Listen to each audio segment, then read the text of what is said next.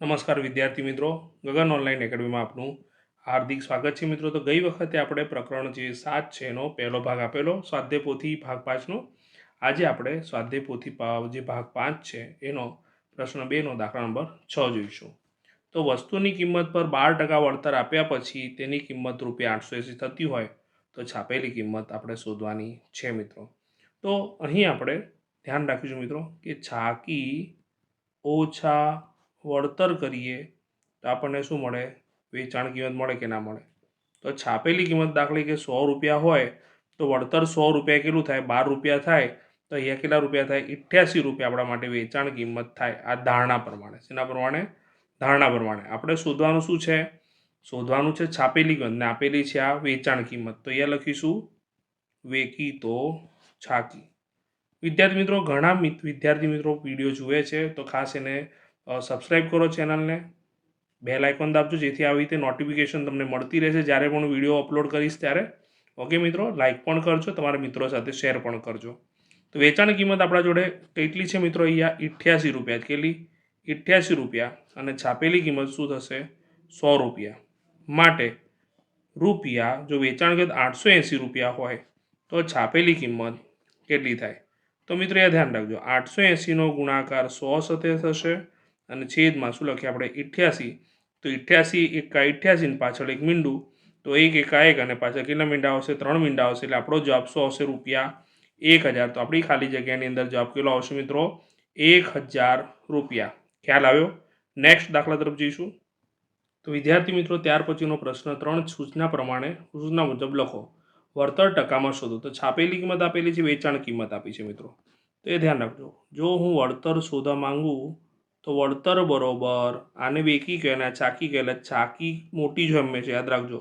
તો છાકી ઓછા વેકી, બરાબર છે મિત્રો. તો અહીંયા રૂપિયા કૌંસની બહાર લખીશ અને અહીંયા લખીશ 625 ઓછા 562.50.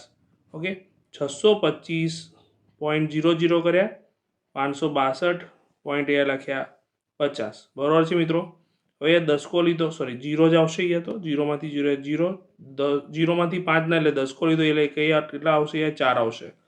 2માંથી 6 નહીં જાય એટલે દસકો લીધો ફરીથી મિત્રો, ને અહીંયા શું આવશે? 5. 10માંથી 5 જાય તો 5, 4માંથી 2 જાય તો 2, 10માંથી 6, 12માંથી 6 જાય તો 6, 5માંથી 5 જાય 0. તો કેટલો જવાબ આવે મિત્રો?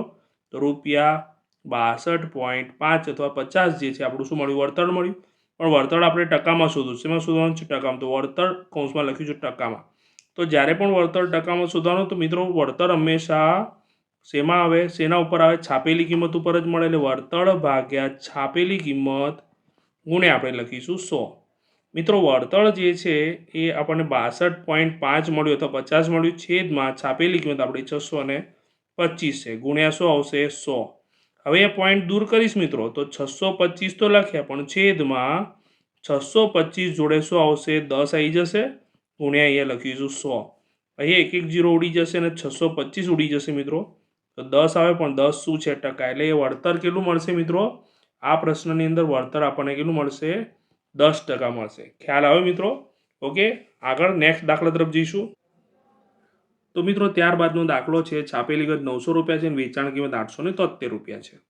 તો વિદ્યાર્થી મિત્રો, અહીંયા પહેલાં તો આગળના દાખલાની જેમ જ આપણે વળતર શોધીશું. તો વળતર બરોબર શું આવશે? છાપેલી કિંમત ઓછા વેચાણ કિંમત. તો છાપેલી કિંમત આપણા જોડે ₹900 છે મિત્રો અને વેચાણ કિંમત આપણા જોડે ₹873 છે. ઓકે, તો 900 જે છે એમાંથી મિત્રો 873 બાદ કરીએ તો ડાયરેક્ટ તો જશે નહીં, એટલે દસકો લીધો, કટમાં 9 આવશે ને અહીંયા શું આવી જશે? 8 આવી જશે. તો એ બાદબાકી કરી એટલે 7 આવશે, 9માંથી 7 જશે એટલે 2 આવશે અને 8માંથી 8 જશે 0. તો વિદ્યાર્થી મિત્રો એ બાદબાકી કરીશું તો જવાબ કેટલો આવ્યો? 27 આવ્યો. તો આગળની જેમ જ આપણે વળતર શેમાં શોધવા છે મિત્રો? ટકામાં શોધવું. શેમાં શોધવું છે? આ ઉપર રૂપિયામાં શોધ્યું. હવે ટકામાં વળતર શોધવા માટે ઉપર વળતર રૂપિયામાં લખીશું, છેદમાં છાપેલી કિંમત આવશે, ગુણ્યા ટકામાં શોધવાનું એટલે આપણે 100% લખી નાખ્યા રીતે, બરાબર છે. તો વળતર ₹27 આવે મિત્રો. છાપેલી કિંમત આપણા જોડે ₹900 છે, ગુણ્યા આપણે લખ્યા 100. તો આ જે બે મીંડા ઉડી જાય મિત્રો, 9 તરીકે લાવશે 27. તો આપણો જવાબ 3 તો આવશે, પણ શું આવશે? ટકા. તો 3% વળતર મળે. ખ્યાલ આવે કે નહીં? તો તો વિદ્યાર્થી મિત્રો દાખલા નંબર 8ની વાત કરીશું આપણે. તો અરુણિમા ઘર વપરાશની વસ્તુઓ ખરીદે છે અને જેની છાપેલી ગંધ વળતરનો દર આપણને અહીં આપેલો છે, બરાબર છે. તો અહીંયા વિદ્યાર્થી મિત્રો આ જે રકમ ઉપર એને કંઈક વળતર મળે છે, તો વળતર હું બાદ કરી નાખું તો મને શું મળે? ટોટલ ચૂકવાની રકમ મળી જાય. તો સર્વપ્રથમ આપણે શું કરીશું મિત્રો? તો કુલ રકમ કેટલી છે? કુલ છાપેલી કિંમત આપણે શોધી નાખીએ. કુલ છાપેલી કિંમત કેટલી છે? તો કુલ છાપેલી કિંમત લોટના 200 રૂપિયા છે, વત્તા પછી શું છે, કપડાં ધોવાનો પાવડર જે છે એના 371 રૂપિયા છે, અને ફરસાણ જે છે એના 153 રૂપિયા છે. તો આનો સરવાળો કરી મિત્રો તો અહીંયા કેટલો આવશે? 4. 7 ને 5 12, વધી પડી 1, 2 ને 1 3 ને 3 6, 6 ને 1 7, એટલે 724 રૂપિયા એ મિત્રો શું છે? ટોટલ છાપેલી કિંમત છે. હવે આપણે શું કહીશું મિત્રો? વળતર બધા શોધી નાખીએ, બરાબર છે. તો લોટ જે છે એના ઉપર મળતું વળતર, તો લોટ પર વળતર એટલે લોટ જે છે એના ઉપર મળતું વળતર શું છે? તો 200 રૂપિયાના કેટલા ટકા થશે? 16%. કેટલા? 16%. તો 200ના 16% એટલે 200 ગુણ્યા 16ના છેદમાં 100 આવશે મિત્રો. 100 આવે, 0 0 ઉડી ગયા મિત્રો. એટલે લોટ ઉપર આપણને કેટલું વળતર મળ્યું? 32 રૂપિયા મળ્યું. કેટલું? 32 રૂપિયા. હવે કપડાં ધોવાના પાવડર ઉપર, કપડાં ધોવાના પાવડર પર વળતર કેટલું મળશે એ ચેક કરીએ. તો એના પર મળતું વળતર બરોબર શું થશે? 300 રૂપિયા. 371 જે છે એના કેટલા મળે છે? 22.10%. તો અહીંયા 371 લખ્યા મિત્રો, અને 22.10% એટલે 22.10 જે છે એના છેદમાં શું આવશે? 100 આવશે. ઓકે. હવે જો ટકા આ પોઈન્ટ દૂર કરીએ તો બીજા 0 0 આવી જશે, બરોબર છે કે નહીં?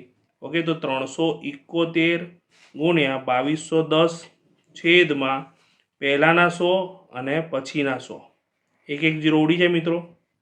તો મિત્રો આનો જો ગુણાકાર કરવામાં આવે તો આપણને શું મળશે? 81,991 મળે, છેદમાં એકની પાછળ કેટલા મીંડા આવશે? 4 મીંડા આવશે, 3 મીંડા આવશે. 3 સ્થાન આમ ખસીશું એટલે શું થશે? 81.991 એટલે 81.99 કહેવાય. કેટલા કહેવાય મિત્રો? 81.99 રૂપિયા આપણને વળતર શેના ઉપર મળ્યું?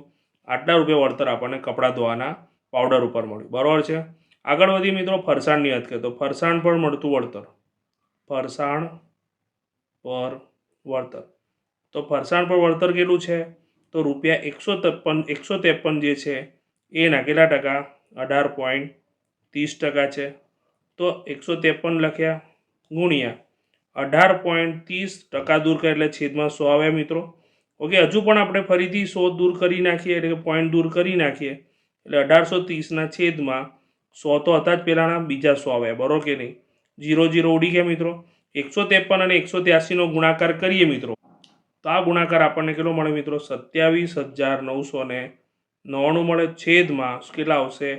1000 આવશે. 3 સ્થાન ખસીએ મિત્રો એટલે 27.999 આવે, એટલે એપ્રોક્સિમેટ આ કેટલા રૂપિયા થાય? રૂપિયા 28 થઈ ગયું. તો આપણને આ બધા વળતર મળ્યા છે. શું મળ્યા છે મિત્રો? વળતર. ઓકે. તો વિદ્યાર્થી મિત્રો કુલ વળતર કેટલું થઈ જોઈએ? તો કુલ વળતર આપણને કેટલું મળે છે? તો પહેલાં મળ્યું કેટલું? 32 રૂપિયા, બરાબર છે, વત્તા 81.99 રૂપિયા અને વત્તા 28, બરાબર છે.